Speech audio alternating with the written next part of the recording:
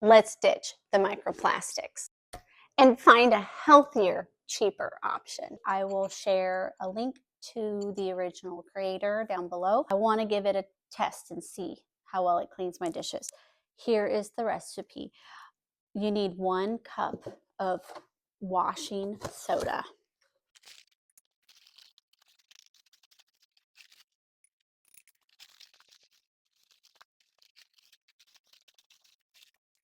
And then you need 1/4 cup of citric acid. This supposedly helps with the rinsing of the detergent to make your glassware sparkling clean.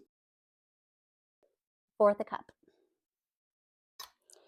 You need 1/4 cup of sea salt. This recipe calls for 20 drops of lemon essential oil. Okay, I'm just going to close the lid and give it a shake.